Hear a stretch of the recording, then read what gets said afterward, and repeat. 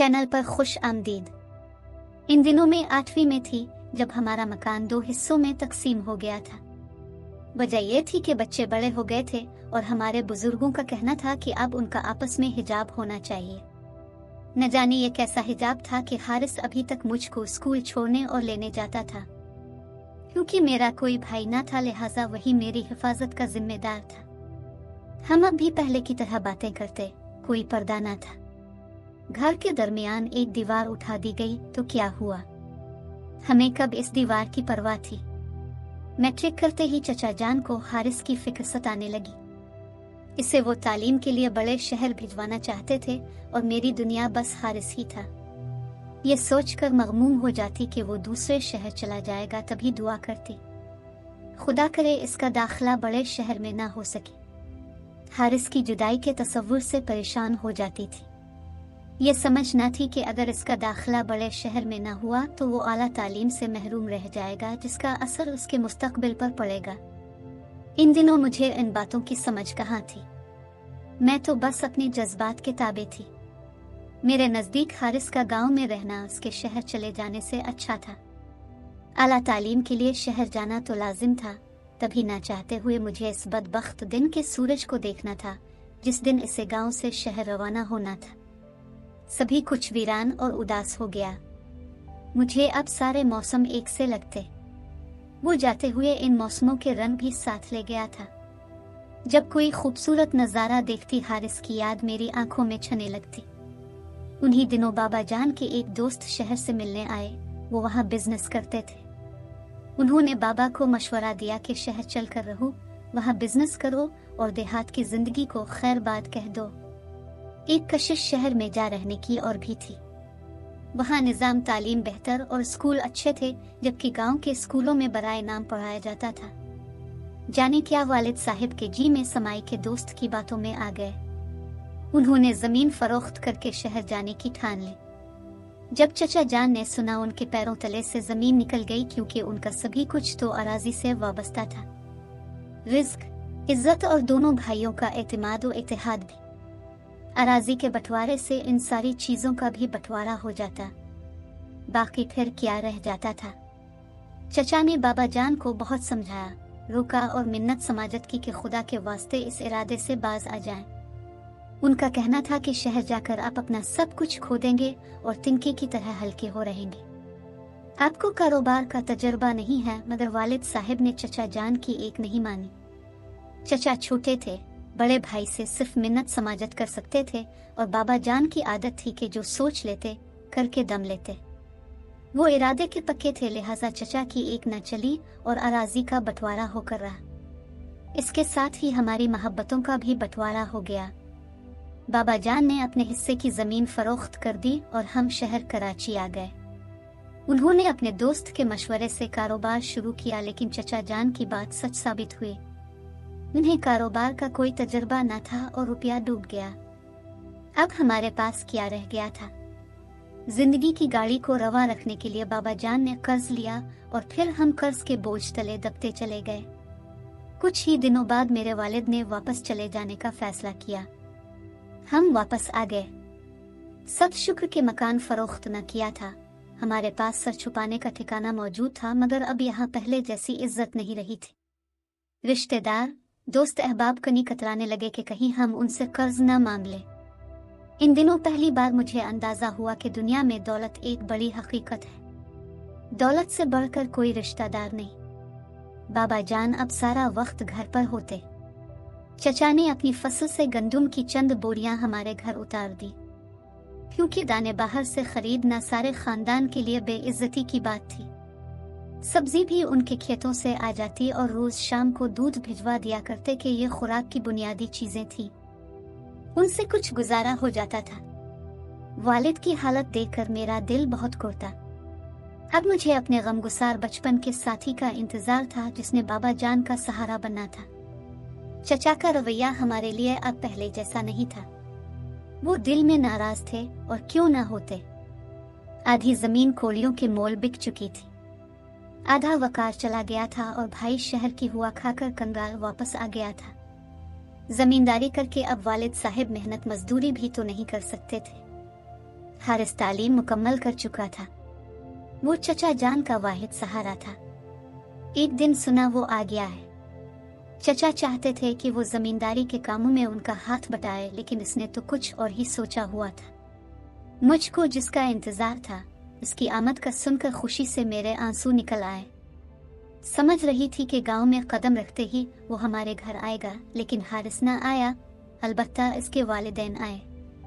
मैं समझी वो मुझे मेरे वालिदैन से मानने आए हैं, मगर वो तो बेटे के पास होने की मिठाई देने आए थे।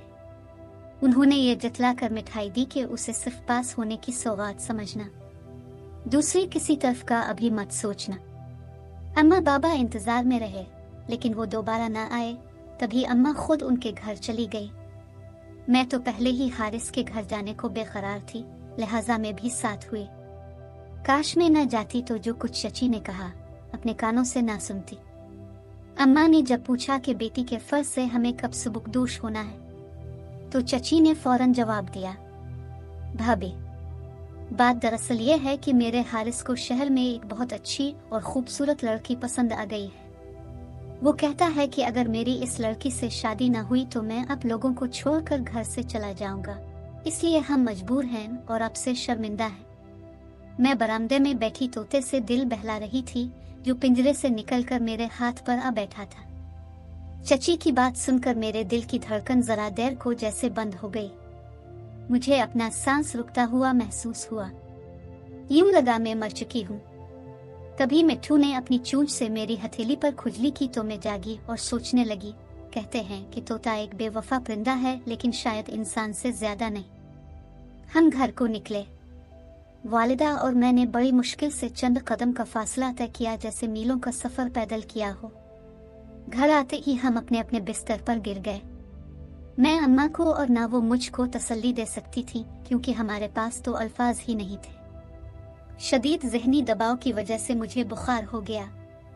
यूं महसूस हो रहा था जैसे मैं खला में जी रही हूँ। हारिस का ख्याल बचपन से ही कुछ इस तरह ज़हन में जागुज़ी था। लगता था कि अब मैं कभी किसी और के साथ जीवन का सफर तय न कर सकूंगी। वो दिन मेरी आंखों में पेवस्त हो चुका था, जब वो शहर जा रहा था पढ़ने के लिए, मुझसे बिछड़ रहा था। किस कदर दिलगीर था वो, और मैं भी रोए जा रही थी। तभी इसने तसल्ली दी थी, सारा 4 साल पलक झपकते गुजर जाएंगे, पता भी ना चलेगा। तुम देखना, फिर मैं आता जाता रहूंगा। इसकी इन्हीं बातों से मैंने हौसला पकड़ा था, लेकिन इसके इंतजार का ये वक्त कैसे रीन रीन कर सिसक कर गुजरा था, ये मैं ही जानती थी। मैं अब जी सकती थी और ना मर सकती थी। मेरा यकीन टूटा था।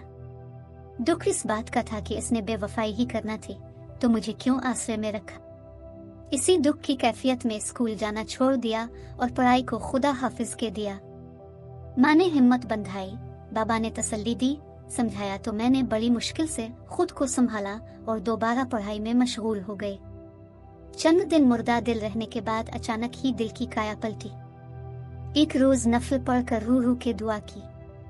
वो कबूलियत की घड़ी थी कि सजदे में गिरने से मेरे दिल को करार आ गया, जैसे किसी गैबी ताकत ने कहा हो कि हारिस की बेवफाई तेरी हिम्मत पर एक ताजियाना है। चल उठ, हिम्मत कर, अपनी जिंदगी को मिट्टी में ना मिलाने के अज़्म के साथ जिंदगी के धारे में शामिल हो जा। हारिस की बेवफाई में राख होने की बजाय मैंने खुद को नया अज़्म और हौसला दिया।